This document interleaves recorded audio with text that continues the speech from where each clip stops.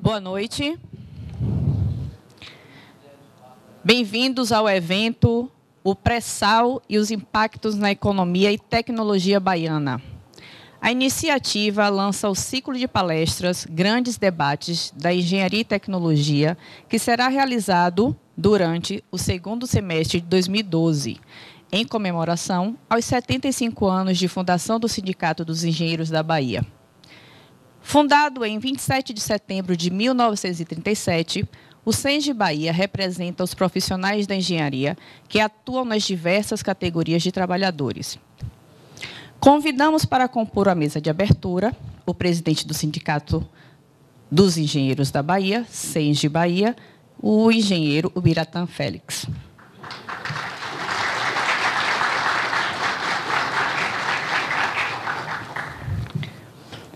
Presidente do Conselho Regional de Engenharia e Agronomia da Bahia, CREA Bahia, engenheiro Marco Antônio Amigo.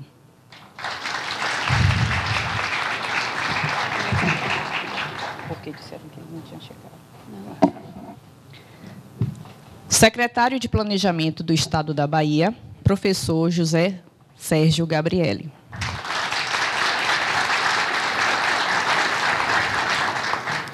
Presidente do Sindicato da Indústria da Construção da Bahia, engenheiro Carlos Alberto Vieira Lima.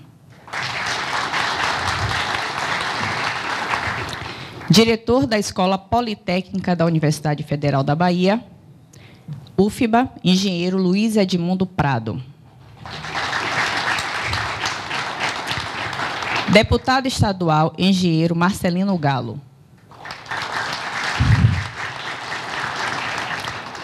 Anunciamos e agradecemos a presença da diretora da Federação Interestadual do Sindicato dos Engenheiros, FISENGE, a engenheira Silvana Palmeira.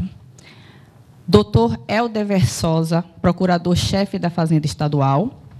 Dr. Adriano Romariz. Dr. Pedro Ferreira.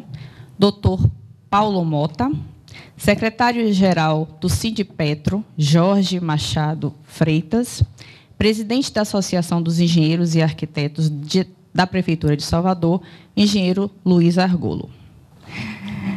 Para fazerem a abertura deste evento, passamos a palavra para o presidente do Sindicato dos Engenheiros da Bahia, Ubiratã Félix, o presidente do Conselho Regional de Engenharia, Arquitetura e Agronomia da Bahia, Marco Antônio Amigo,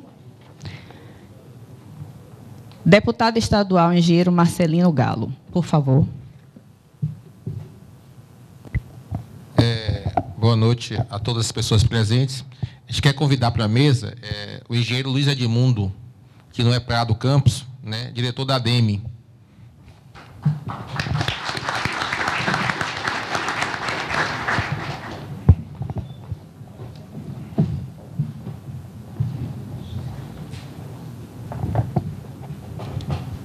A gente quer agradecer a presença de todas as pessoas aqui presentes, do secretário José Sérgio Gabriele, do presidente Marco Antônio Amigo, do presidente do Sinduscom Vieira Lima, do deputado Marcelino Galo, do Luiz Edmundo, os dois, né, o Campos e o Souza.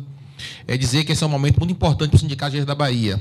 Nós estamos fazendo esse ano 75 anos. 75 anos são poucas instituições que chegam a esse tempo, a essa idade. 75 anos, onde o sindicato acompanhou o desenvolvimento econômico do nosso Estado e participou de todos os momentos, propondo, organizando e participando, discutindo as questões prementes no Brasil e na Bahia.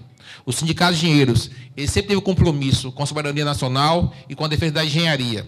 Então, esse momento é um momento muito importante para o Sindicato de Engenheiros, porque estamos discutindo o futuro do nosso país. O pré-sal é uma riqueza que tem que ser discutida, tem que ser pensada, para que a gente consiga garantir o futuro dos nossos filhos e dos nossos netos. Um Brasil mais justo, um Brasil mais igual, um Brasil mais desenvolvido e com tecnologia. Nós não queremos ser um mero exportador de petróleo bruto. Nós queremos ser um país que exporte produtos elaborados. Nós queremos ser um país que exporte tecnologia. Então, este é o nosso desafio. Como você aliar essa grande riqueza, que em alguns países, ela em vez de ser um benefício, ela é uma maldição.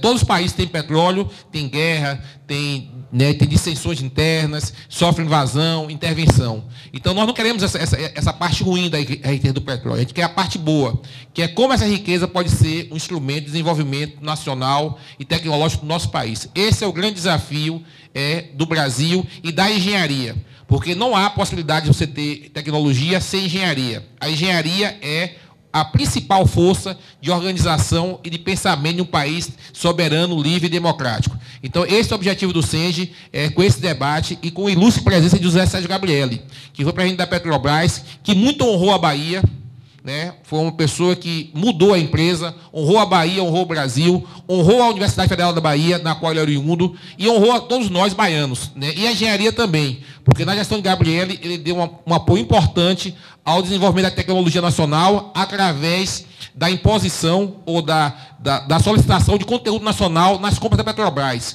Isso criou um mercado de trabalho não só para as empresas, mas ressurgiu a engenharia de tecnologia, de projetos no nosso país.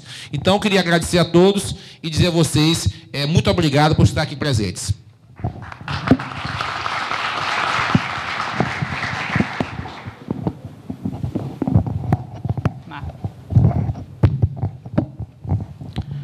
Boa noite a todos e a todas.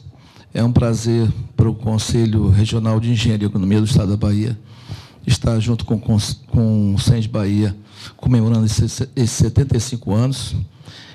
Isso demonstra a força do nosso sindicato, porque a sobrevivência hoje de uma instituição não é uma coisa fácil. Então, o trabalho, aqui é uma parte do trabalho do nosso sindicato, ele é que demonstra a força das nossas entidades.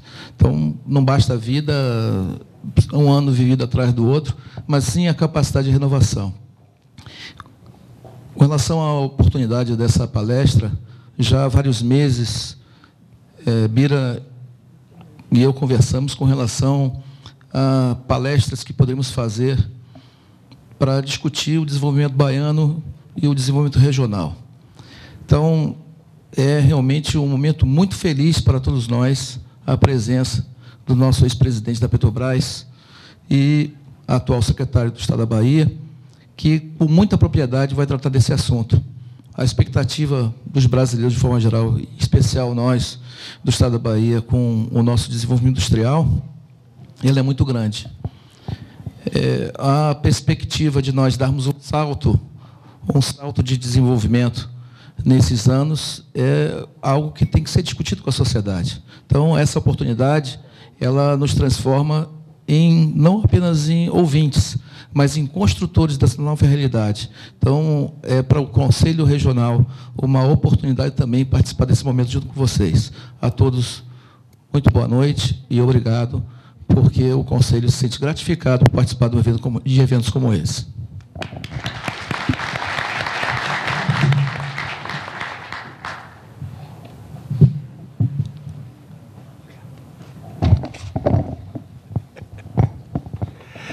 Boa noite a todos, cumprimentar todos os engenheiros, as engenheiras, parabenizá-los e dar os parabéns a todos nós por 75 anos dessa entidade, cumprimentar a mesa em nome do nosso presidente, o Biratã, o nosso Bira, e do nosso palestrante. E registrar aqui essa importância de, aos 75 anos, nós comemorarmos com um debate de tamanha importância para o nosso Estado e para o nosso país. Ibira falou da maldição, da guerra, mas esses recursos nós temos que aproveitar para resolver problemas tão graves e tão emblemáticos para a sociedade brasileira e baiana, que é a desigualdade do nosso país, a desigualdade do nosso Estado. Então, um Estado que tem tanto analfabeto, que tem tanto pobre, que tem uma concentração de renda tão violenta, a gente não pode perder essa oportunidade, né, que a natureza oferece, e a gente, com o nosso avanço do conhecimento e da tecnologia, fomos capazes, né, de agora começar e também daqui para frente a extrair, usar esses recursos, né, para resolver os problemas graves do nosso povo, e principalmente o nosso povo pobre, assim, avançando, né, no processo civilizatório do nosso Estado e do nosso país. De forma que Bira e o sindicato está de parabéns, a gente retomar o debate do desenvolvimento, o debate de um projeto para a sociedade, e isso nós estamos a dever. Perdemos um pouco, né? Eu acho que a prática, isso era mais comum, as entidades representativas de profissionais, as mais diversas, discutir, aprofundar o debate sobre o desenvolvimento da nossa sociedade. Enfim, infelizmente, voltamos com essa comemoração dos nossos 75 anos e que cheguemos aos 200, 300, fazendo eventos como esse. Parabéns a todos os engenheiros, a todas as engenheiras, e parabéns ao nosso sindicato. Um abraço a todos e um grande debate.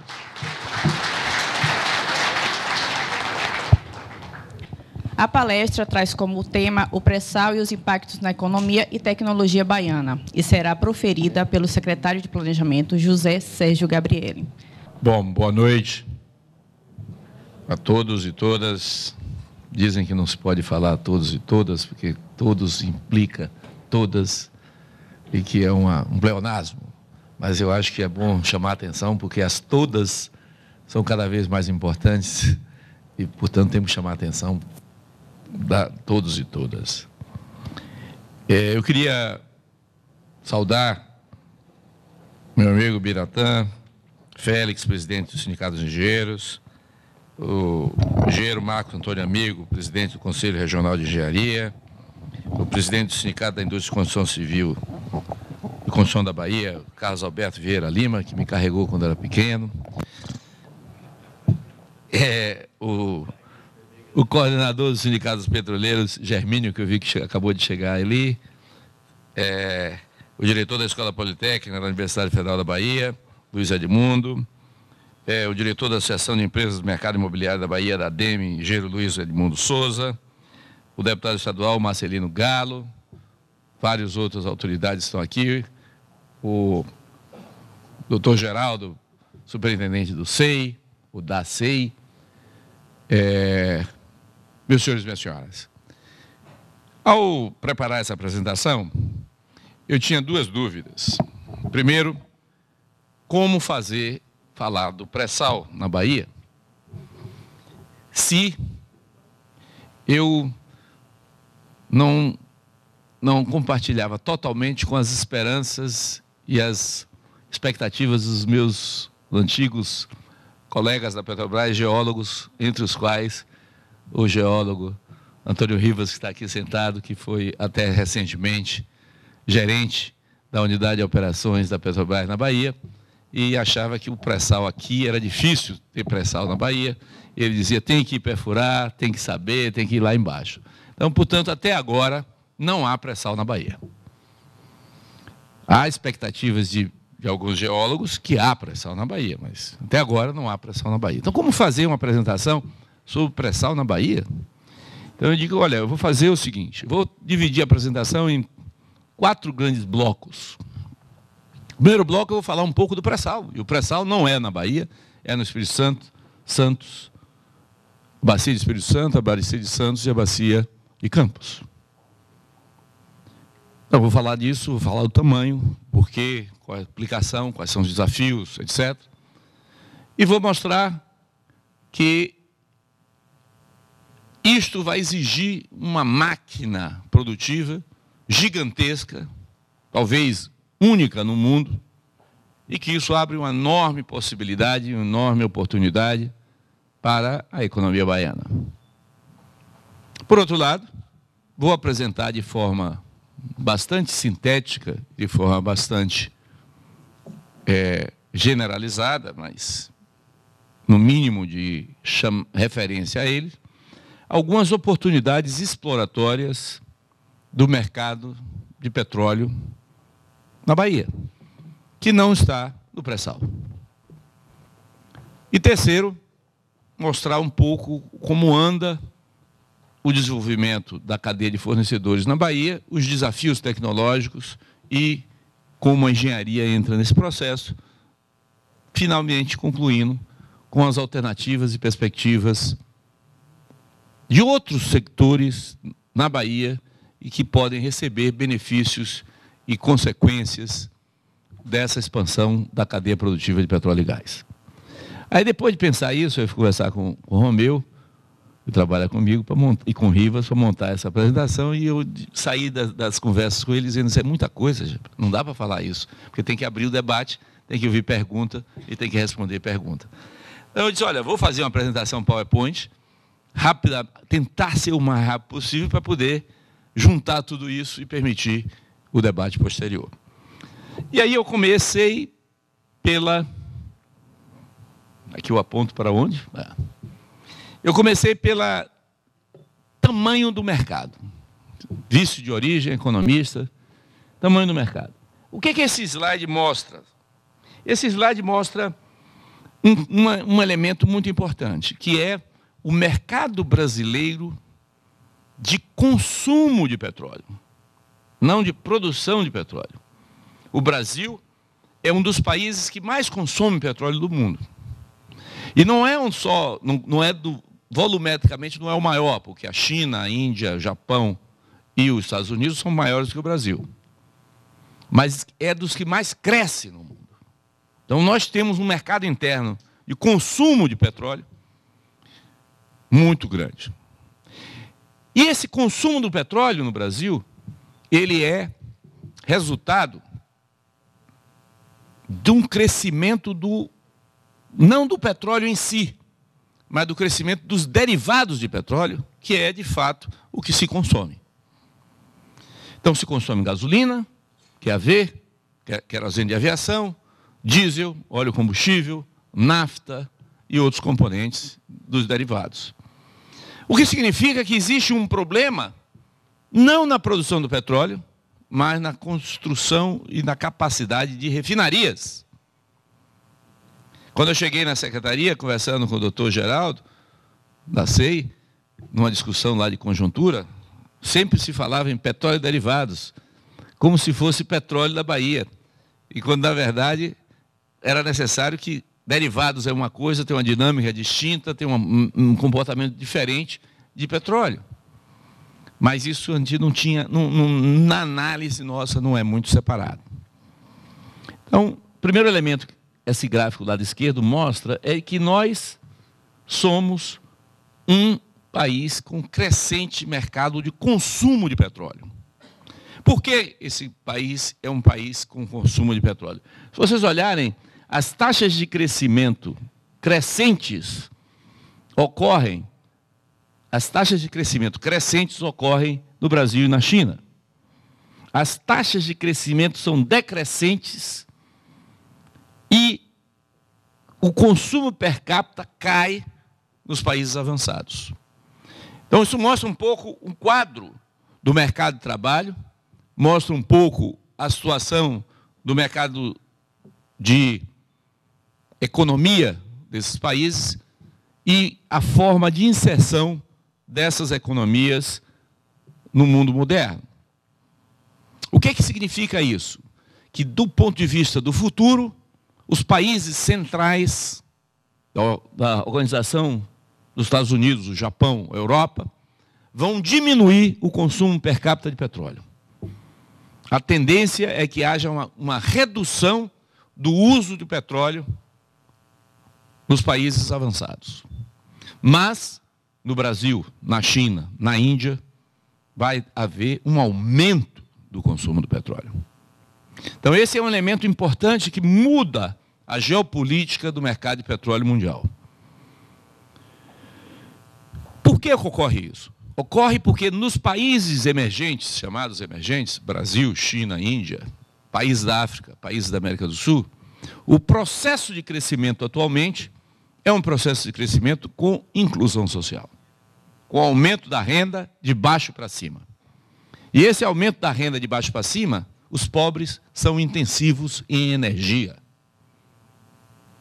Então, na medida que aumenta a renda dos mais pobres, o consumo de energia per capita aumenta mais rápido do que cresce a renda.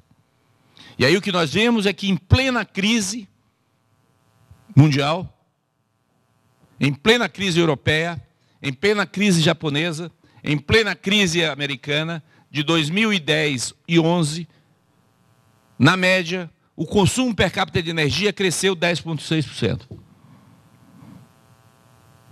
Porque a China, a Índia e o Brasil cresceram mais o seu consumo per capita. Então, olhando o futuro, o petróleo vai acabar?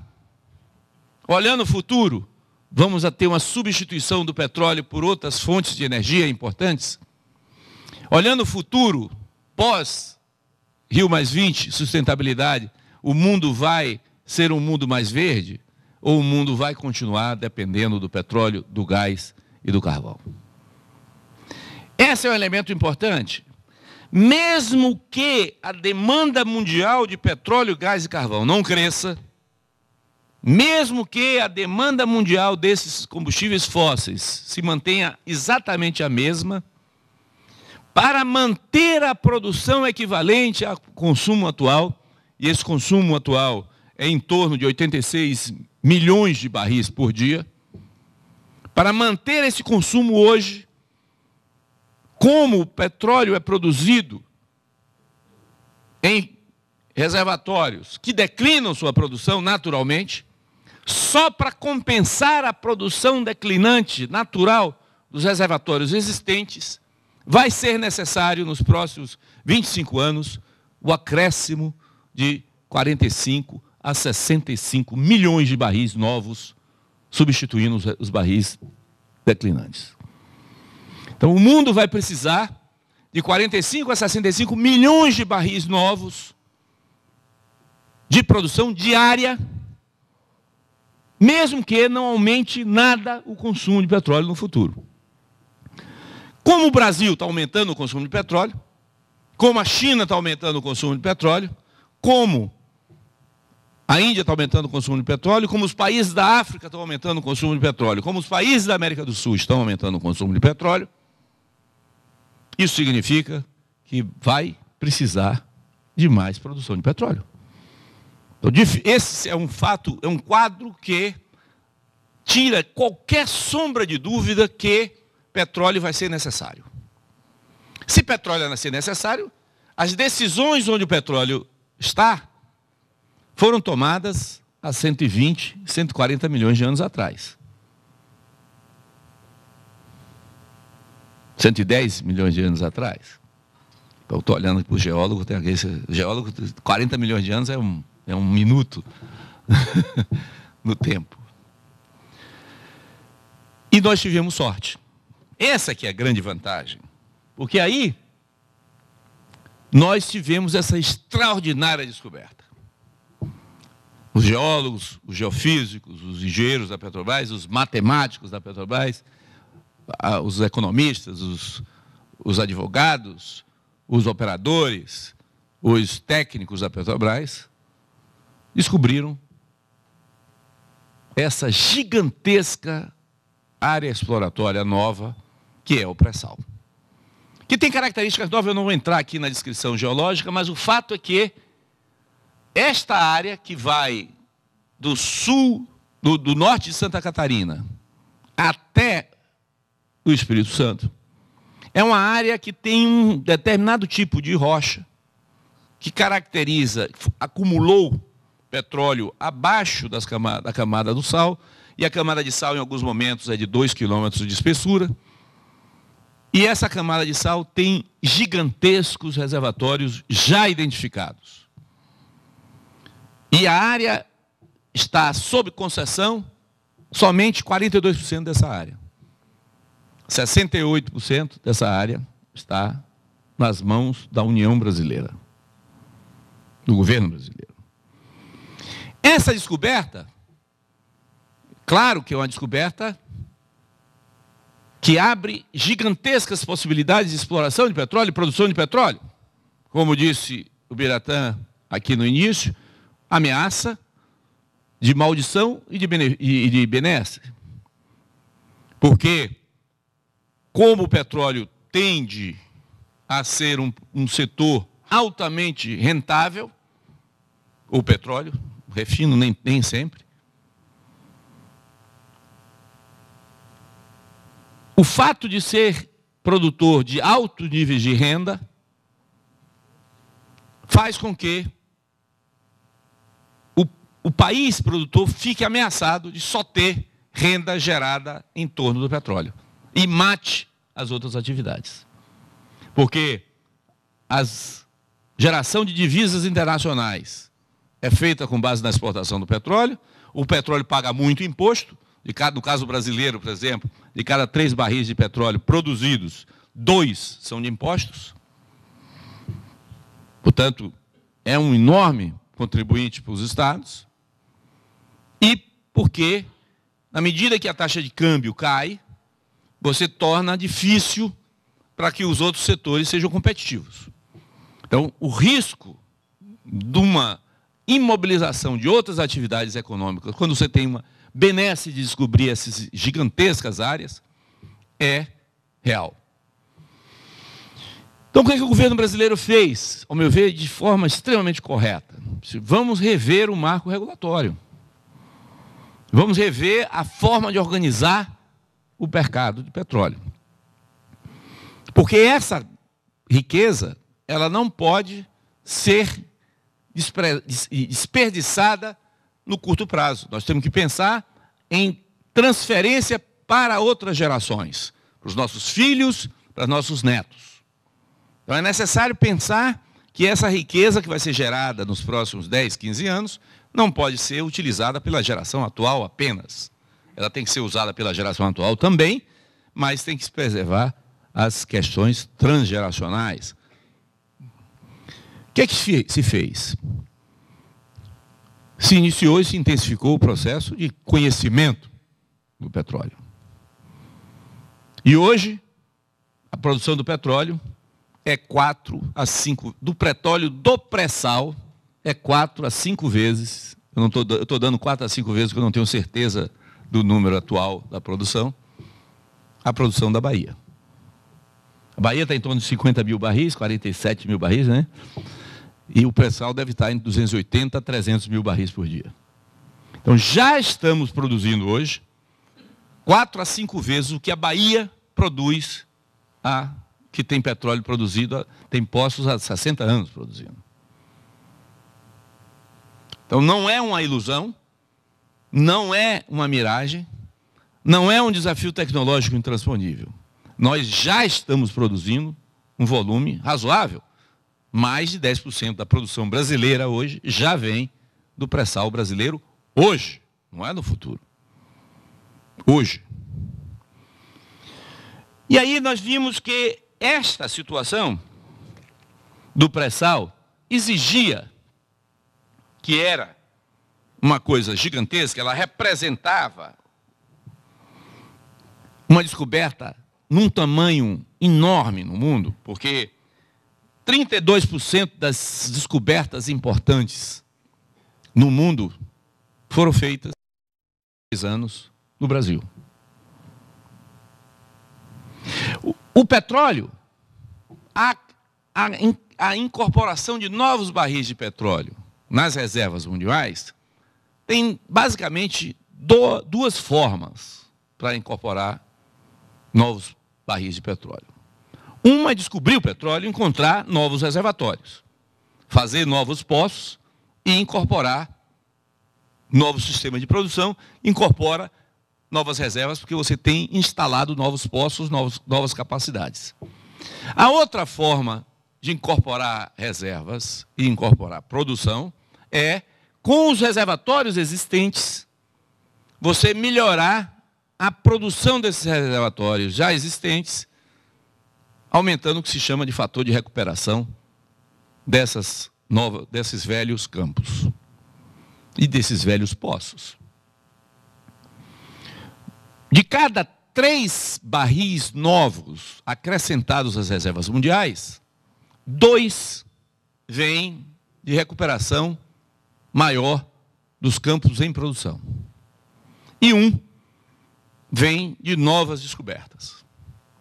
Então, o fato do Brasil estar descobrindo 1/3 das novas descobertas faz do Brasil o país que vai acrescentar mais no futuro, no mundo, petróleo de novas descobertas. Nós não acrescentamos mais petróleo do que os outros, porque 2/3 da produção de petróleo novo vem dos campos já existentes, e aí o Oriente Médio é imbatível. Mas, do ponto de vista das novas descobertas, nós somos o pioneiro, nós somos o maior acréscimo de novos petróleos. Lembra que eu disse antes, petróleo vai ser demandado, vai precisar mais petróleo vai ser necessário fora do eixo tradicional de consumo de petróleo, porque quem vai consumir é China, Índia, e Brasil, e África, e América do Sul. E onde vai vir mais novo petróleo é Brasil. O petróleo velho vai ser principalmente na área do Oriente Médio, que vive momentos de difícil organização político-institucional, guerras, desequilíbrio político, contradições e conflitos. Portanto, a posição do Brasil na geopolítica se altera substancialmente em função da descoberta do pré-sal. O potencial de uso dessa riqueza e a ameaça à nossa situação nesse novo cenário obriga que a gente tenha uma política nacional, de segurança nacional, de soberania nacional, referente a esses reservatórios e a essa riqueza. Nesse sentido, nós sabemos que precisamos, para desenvolver o petróleo, não basta descobrir. Você pode até descobrir. Mas petróleo é um bicho complicado para produzir. Ainda mais um petróleo que está com lâminas d'água, profundidade de água de 2.000 metros de profundidade. Além dos 2.000 metros de profundidade de lâmina d'água, você tem 3 a 4.000 metros de rocha. Tem de 1 a 2.000 metros de sal. Que você tem que botar um equipamento em cima do mar, que fica estável, que vai furar lá embaixo, vai descer 6.000 metros para fazer com que o petróleo saia. Um equipamento já é um complicador. Mas, dado o volume que nós estamos prevendo de produção, nós precisamos de muitos equipamentos. E, dada a velocidade que nós estamos desenvolvendo, vocês notem, as curvas mostram de forma clara os avanços que o país e a Petrobras, de forma particularmente, fez até 2012. Nós tivemos, por exemplo, sondas importadas. Conteúdo nacional, 0. Olha como cresceu o número de sondas importadas. Sondas para perfurar. Esse crescimento era necessário, mas não pode ser permanente. Porque esses equipamentos são equipamentos vitais para produzir. Esses equipamentos são feitos fora do Brasil. E eles foram contratados nesse período para permitir que a gente cresça a nossa produção. E eles foram contratados com um período de contrato de cada um desses equipamentos que permite que nós administremos uma posição politicamente assumida, mas que economicamente tem sentido no longo prazo, que é nós vamos construir capacidade de produzir sondas no Brasil. Só que você não sai de uma empresa que produz carrinho de rolimã para produzir um foguete para a Lua de um dia para o outro. Então você tem que ter um tempo de ajuste, e é isso que nós estamos vivendo. Hoje, literalmente hoje, nós estamos vivendo um dia excepcional para isso. Porque hoje aconteceram 3 fenômenos importantes aqui na Bahia, 2 fenômenos aqui na Bahia e 1 no Rio de Janeiro. Todos hoje. Primeiro fenômeno importante, nós tivemos o batismo da P-59. P-59 é uma sonda de perfuração, é uma plataforma, na realidade, autoelevatória, que é uma plataforma que tem 4 pernas. Essas 4 pernas são fixadas no fundo do mar. Essas 4 pernas fixadas no fundo do mar têm uma plataforma de equipamentos de pessoas onde ocorre a produção, e essa plataforma varia de acordo com o nível de profundidade do mar. Esse equipamento foi feito em São Roque, na Bahia. Esse equipamento foi feito e ele incorpora uma série de inovações tecnológicas. Ele está pronto para sair, quase pronto para sair, mas está praticamente pronto para sair. E ele teve uma operação de engenharia que é inédita no mundo, pioneira no mundo, que é como construir esse equipamento. E normalmente você tem duas maneiras de fazer um equipamento desse. É um equipamento que tem duas partes pesadas, e você compõe esse equipamento, do ponto de vista da engenharia, ou fazendo ele no dique seco e transportando ele para o mar, sobre um equipamento da flutuante, ou você faz ele de lado e monta com macaco hidráulico esses 2 equipamentos. Pela primeira vez na indústria, essa mating, chamada esse casamento entre essas 2 peças, de uma sonda autoelevatória, foi feita flutuante. Ao fazer isso na Baía de Todos os Santos, que é uma engenharia completamente inédita, abre-se a possibilidade de construção disso sem dique seco. E o dique seco é um limitador para a engenharia naval. Então, o primeiro elemento importante é que esse equipamento, que já é um equipamento, não é mais o carrinho de rolimã, é um Fusquinha, ou é um Uno, que nós avançamos, e estamos avançando em termos da engenharia local de montagem desse equipamento. Mas, ao mesmo tempo que aconteceu isso, a 200 metros, sei lá, 200 metros? Um pouco mais de 200 metros. Foi feito a pedra fundamental do estaleiro Enseada do Paraguaçu. E o estaleiro Enseada do Paraguaçu não vai produzir essas sondas. Essas sondas são 4 pernas, fincadas no fundo do mar e que sobe com o nível do mar. O limite dessas pernas é 106 metros. Então, portanto, o limite de operação disso são águas com até 106 metros de profundidade. Mais do que isso, ela não pode. As sondas que serão feitas do estaleiro Enseada do Paraguaçu serão sondas para trabalhar em 2.000 metros. Não 1.000 metros. Não 100 metros. 2.000 metros. Ou seja, 20 vezes maior de capacidade e profundidade. E vão chegar...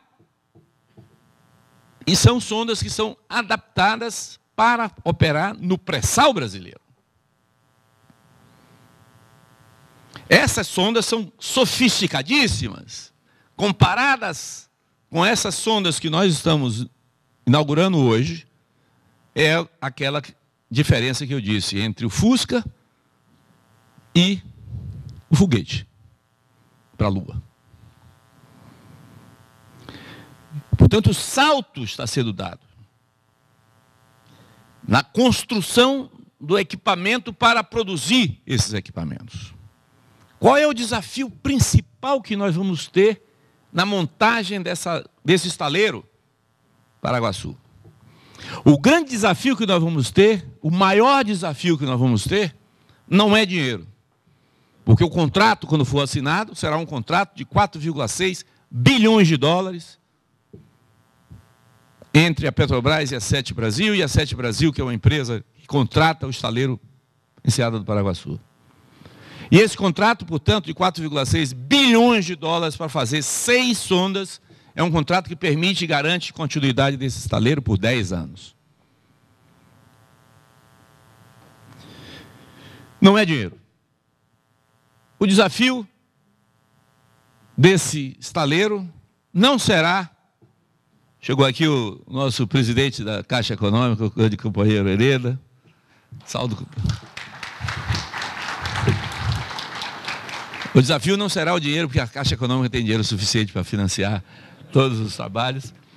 O grande desafio para a implantação desse sistema chama-se mão de obra.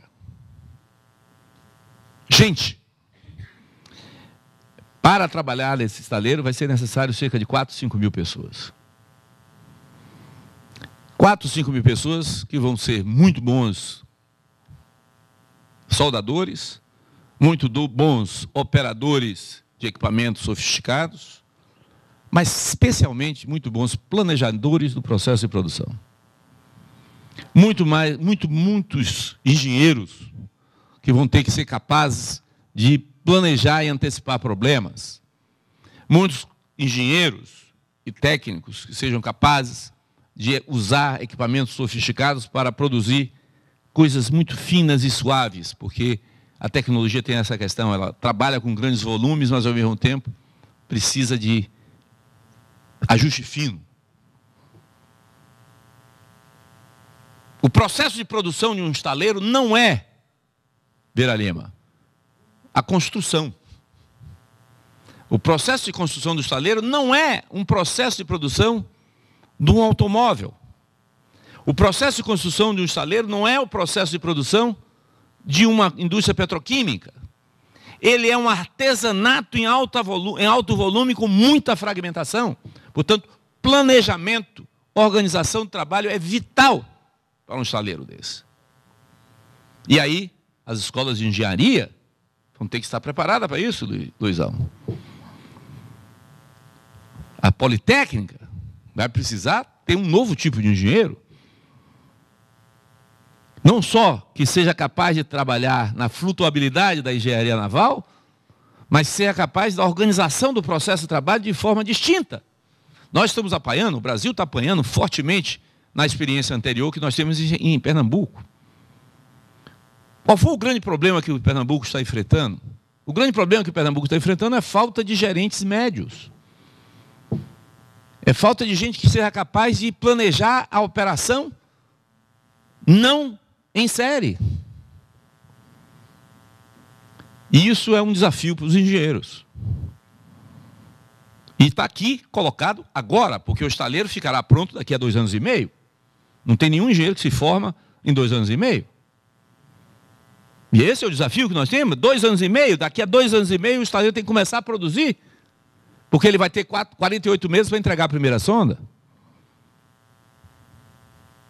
Então o desafio não é para o futuro, é agora.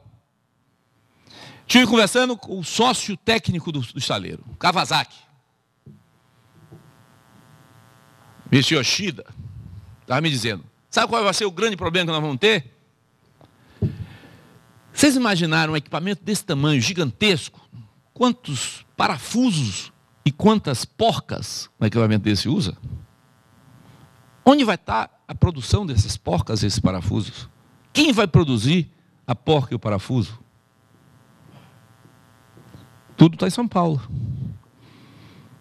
Você vai transportar caminhões e caminhões de porcas e parafusos, a não ser que nós consigamos montar uma empresa de porcas e parafusos para produzir aqui. Porca e parafuso. Não estou falando nada muito sofisticado.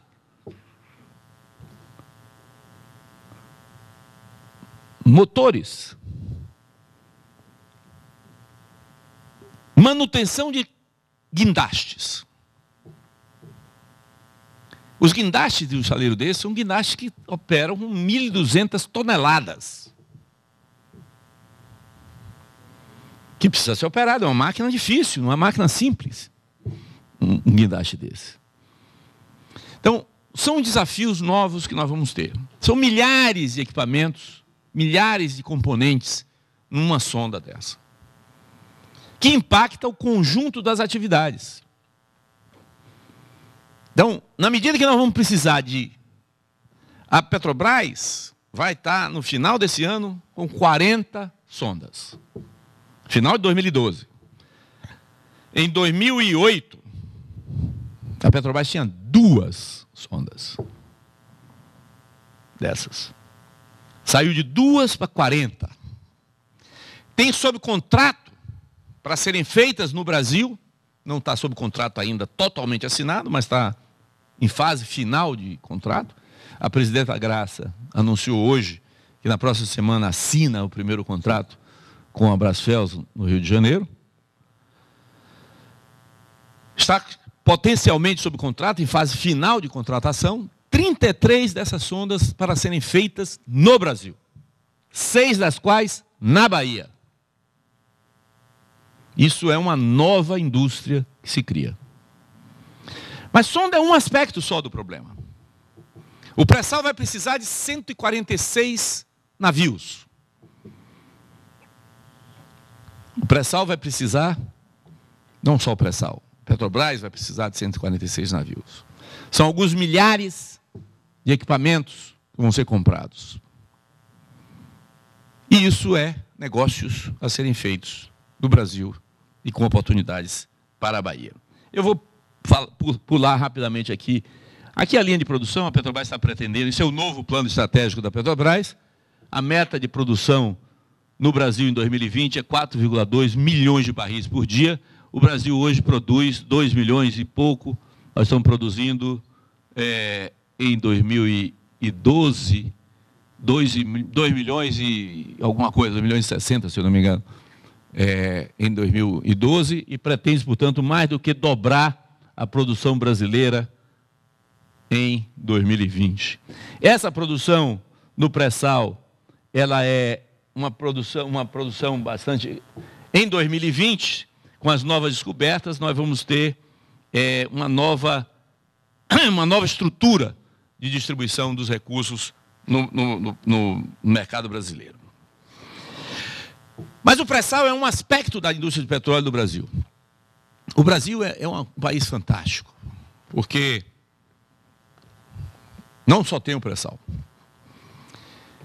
Se vocês imaginarem o Brasil e compararem o Brasil com a África, com a costa leste, costa oeste da África.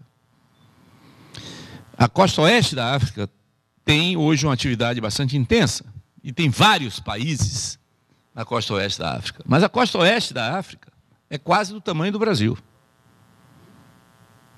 Ela era acoplada com o Brasil. E o Brasil é um país só. Então, quando você olha a costa brasileira,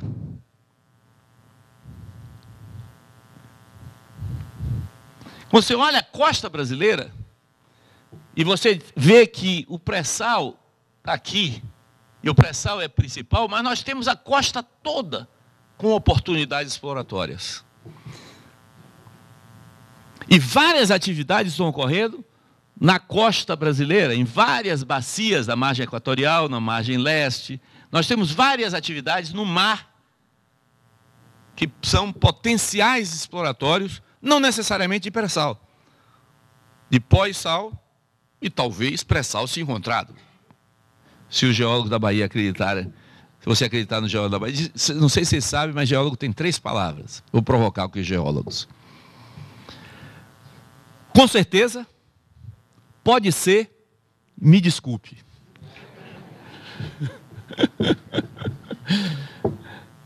E tem mais, quando se pega uma avaliação de reservatório do geólogo e leva para o engenheiro de reservatório, que é o engenheiro que cuida do geólogo, a estimativa de reservatório do geólogo é desse tamanho. Aí vai para o engenheiro de reservatório, desse tamanho. Aí leva para o economista, desse tamanho. Porque, em última instância, o petróleo não é só, e o conceito de reserva é muito bonito por isso, porque não é só um problema geológico. É claro que o geólogo é fundamental, mas o conceito de reserva é hidrocarbonetos identificados em determinados reservatórios que sejam economicamente viáveis de produzir. Não basta existir, é preciso saber que é possível produzir economicamente. E nós temos, então, várias fronteiras exploratórias no mar.